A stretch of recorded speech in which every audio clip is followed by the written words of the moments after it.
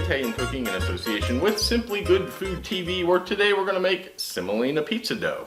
I discovered semolina flour when I started baking breads and fell in love with baking Italian breads.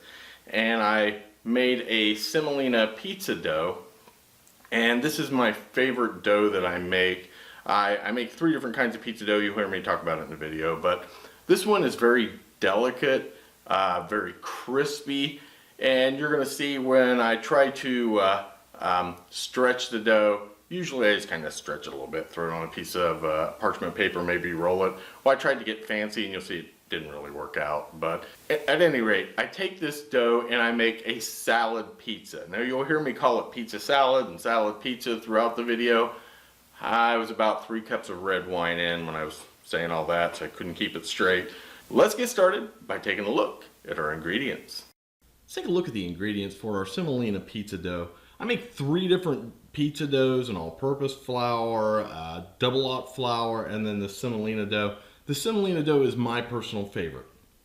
So what we're going to do, I have 1.5 cups of warm water. We want it about 110 degrees, give or take.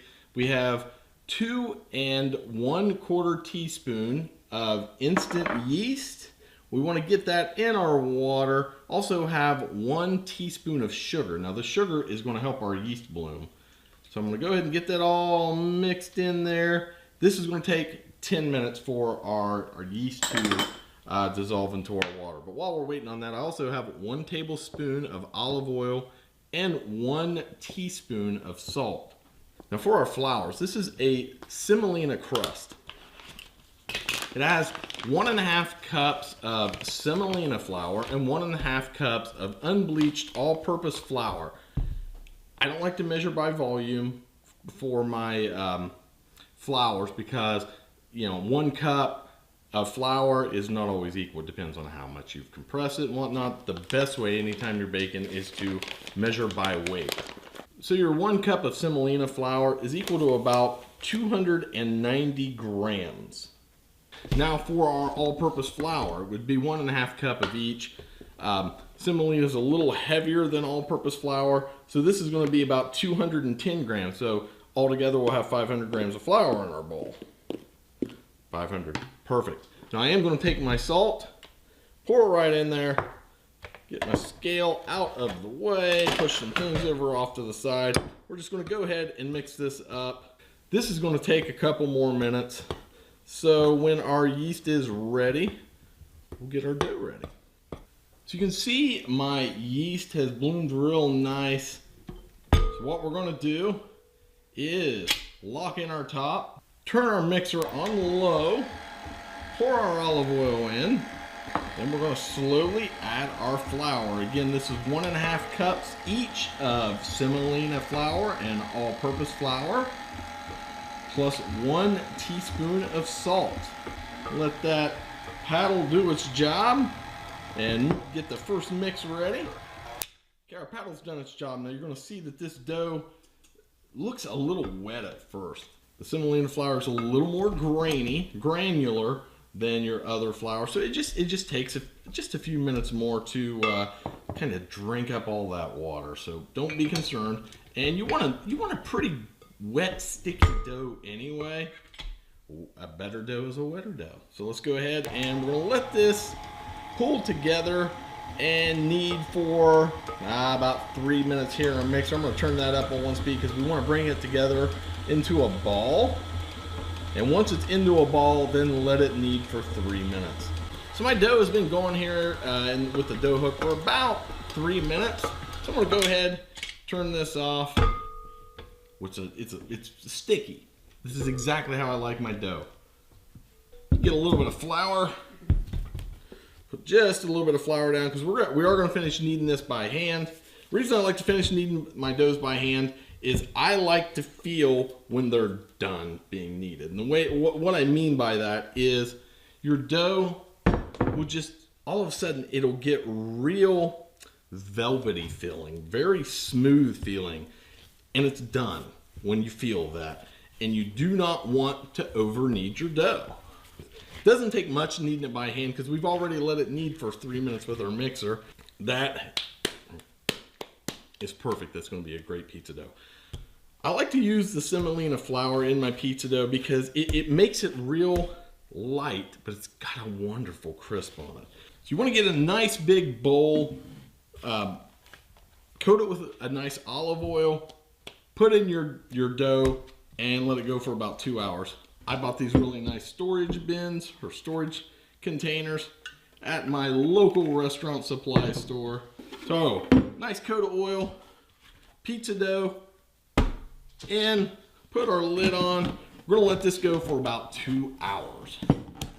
So my pizza dough has risen. It's more than doubled in size. I've actually let it kind of go a little bit too long because I was making some breads, recording a few other episodes. So we're gonna see if I can stretch this. Now I'm gonna be completely honest with you guys. Normally I make this dough a lot. I make a lot of pizzas.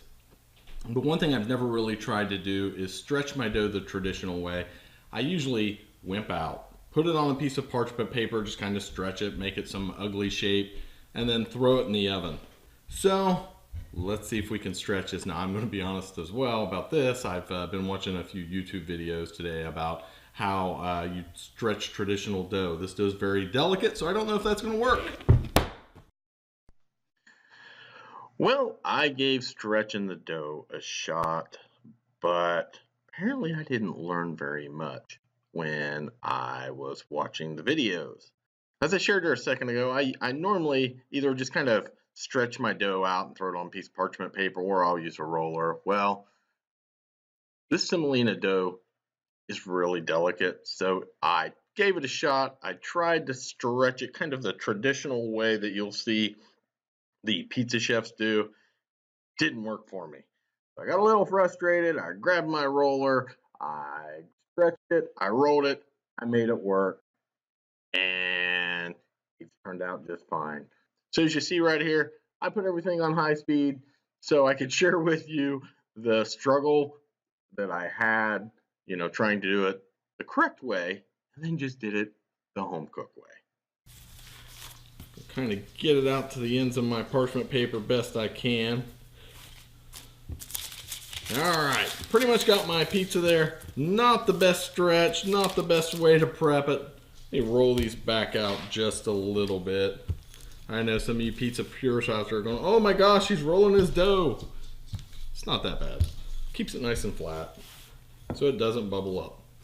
One thing I would recommend is that you take a fork, even though we've rolled it, and kind of poke it all over so that way it doesn't puff up. I went down to my local restaurant supply store and I bought this little gadget. I call it the dough poker. And it does the same thing as rolling it all over the place with a fork. It just pokes holes down through it. My wife's pouring me some wine, love her. So I'm gonna go ahead, get my dough put away, get it out of the way, straighten up a few things, get my oven good and hot, and then we'll be back. Now I've got my oven warmed up.